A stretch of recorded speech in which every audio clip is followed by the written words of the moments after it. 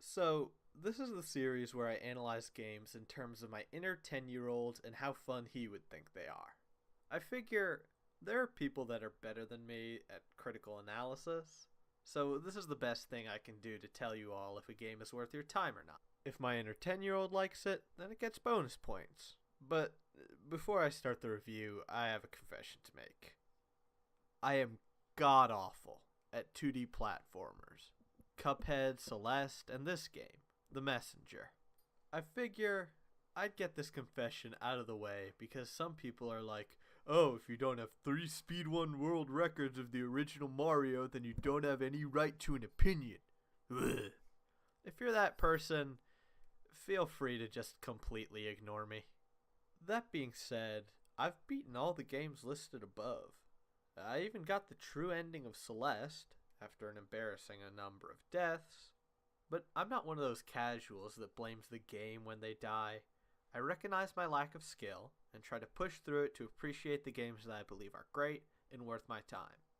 The Messenger is definitely one of those games.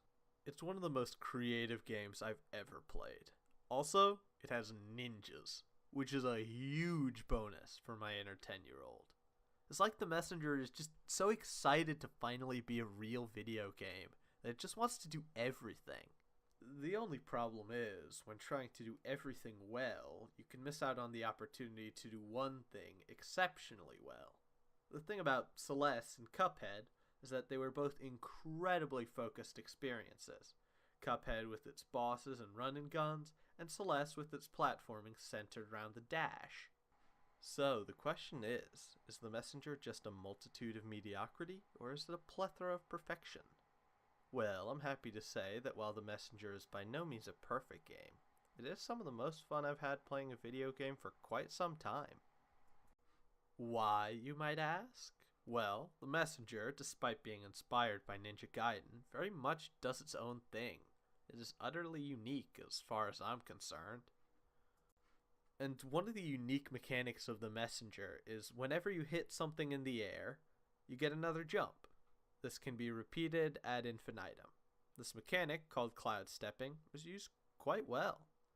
Although, towards the end of my first playthrough, I realized there are only so many ways you can have lanterns going across a pit, and a spiky thing moving above the pit until it starts getting slightly repetitive.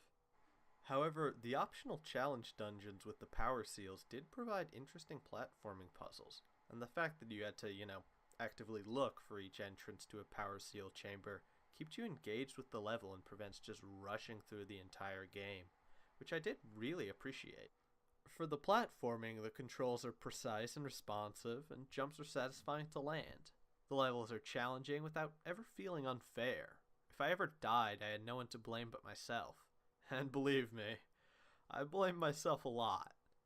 But despite dying over and over and over again to the platforming, I never found myself getting frustrated. I think it's because it feels like whoever made this was just enjoying themselves. I know that sounds odd. How would that affect my enjoyment of the game? But it's fun to go through someone else's fully realized vision. Passion just radiates off of every corner of this game. But passion isn't enough to carry a game by itself. If passion was the only thing needed to make a game, EA would have gone out of business a long time ago. So, how else is The Messenger fairly unique? Well, for one, it's actually pretty dang funny. Sure, some jokes just come off as self congratulatory, and jokes are far enough apart that if one didn't land, it really stuck with me. But fortunately, most of the jokes were actually quite funny, mostly because of the excellent writing, the idiocy of the main character, and the snark of the shopkeeper. Also, about halfway through the game, the messenger turns the game from a 2D side scrolling platformer to a sort of Metroidvania. How it makes this transition is really creative and interesting, so I won't spoil it. Oh, and also, the story of the messenger, for all the irreverent humor, all the one liners, and all the silliness, is actually semi compelling. The main plot starts incredibly simply. A ninja village is destroyed by the demon lord, and the one survivor from the village, your protagonist, embarks on a revenge quest. Starts like something you've heard a million times, a cut and dry revenge story, but it acquires surprising amounts of depth as the plot progresses. Lots of twists and turns. The final antagonist does just sort of feel like he was dropped in there, and we only learn about him through an exposition dump, but other than that, most of the story and reveals are quite good. See, that's what people seem to forget. Most great comedy is about characters interacting in interesting ways. Seinfeld and Friends being the two most well-known examples of this.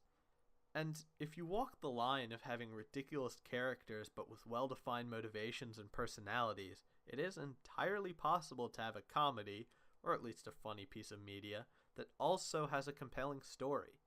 The Princess Bride comes to mind. But walking this line of characters in comedy is incredibly difficult, and as I already mentioned, the messenger does trip up sometimes. But, by and large, the messenger manages the tightrope balancing act required to be funny and absorbing. The combat isn't anything amazingly new, but it's serviceable. Once you get all the upgrades, combat becomes quite trivial. Speaking of which, despite being absolutely terrible at the game, I felt it was too easy, oddly enough. Mostly because of the strange decision to have health potions drop randomly from lanterns, and an upgrade that lets health drop from killing enemies instead of health dropping only at fixed locations. So, after struggling through a particularly difficult platforming section with only one more challenge left until the next checkpoint, sometimes I would hit a lantern and randomly it would drop a health potion. Sometimes when I could even see the checkpoint literally right across the room, it robbed all tension from an otherwise interesting, organic situation, and I cannot think of a single reason for this. The difficulty of the platforming faces a similar problem. The insta-kill pits over most platform, no matter what upgrades you had, meant the platforming would sometimes be challenging, but having the damage reduction effect spikes was a terrible idea. There were times when I just didn't feel like doing a platforming segment, so I just walked across the spikes. I just can't understand why Sabotage Studios would trivialize the combat and the platforming. While this does get fixed in New Game Plus, the fact is that most people won't do a second playthrough. Even though I do think that's a mistake, I'm in the middle of mine and trying to 100% the game. But the original Ninja Gaiden, which this game clearly takes inspiration from, was hard as nails because of the platforming and the combat. Increasing the difficulty by removing some of the upgrades, or at least not having the upgrades affect damage taken by spikes, and having health potions drop at fixed locations across the map would, in my opinion, have nothing but a positive effect on the game.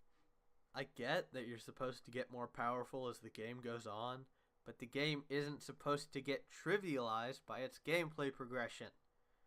Sure, this increase in difficulty might make the game inaccessible, but I don't mind a game asking me to master it, which I would have had to do if the messenger had been harder. Asking a lot from your player base is reasonable if the quality of your game is good enough, which it definitely is. Hell, there's a reason that even though the original Dark Souls is, to this day, the only game that has ever made me smash a controller, it's also easily my favorite game of all time. Alas, alack, I'm reviewing this assuming a casual audience that will only play the game once, so I feel obligated to take points off. This game was so close to being a masterpiece, but it just barely falls short.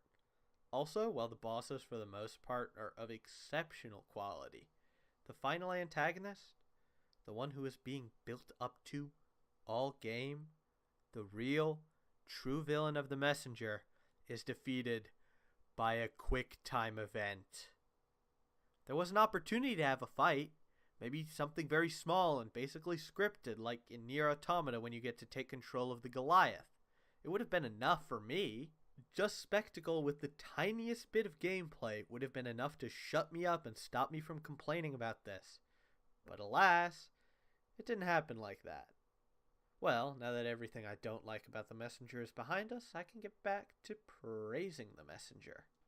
To be honest, the soundtrack is amazing, and my inner 10-year-old absolutely loves it. For the sake of brevity, I'll be calling my inner 10-year-old Yida Cute from now on.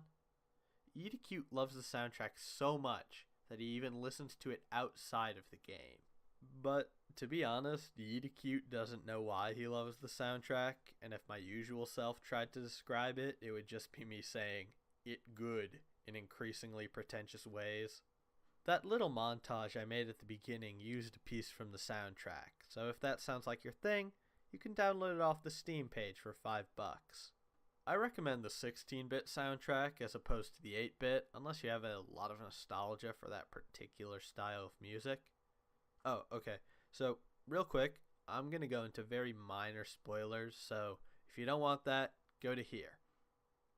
So, I friggin' love the fact that when you move into the past, the art style is 8-bit, like the platformers of old, and then when you move into the future, the art style shifts to 16-bit. It's so cool, and it's a really nice touch that must have taken an obscene amount of time from Sabotage Studio and Devolver Digital to implement so amazingly amazing. And also, the levels. Some aren't the most creative, the crypt, the underworld, but other than those two, the levels are mostly pretty unique. Personally, my favorite level was the Rivière Turquoise, because of the contrast and the waterfall platforming.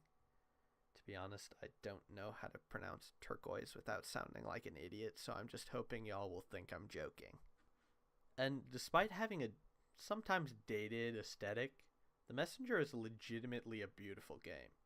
Whoever was on their computer slaving over every little pixel on every single animation, I thank you for your service, because going through all this amazing scenery was a privilege.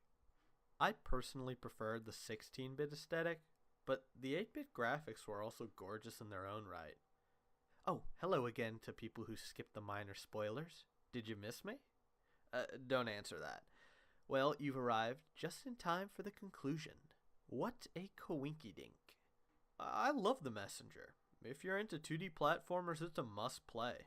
But because of issues with the difficulty, The Messenger just barely can't stand with games like Celeste, Cave Story, or Shovel Knight, which I believe are masterpieces. But not every game needs to be a masterpiece. Not every game can be a masterpiece. And The Messenger is still amazing. Overall, I give The Messenger 419 out of 68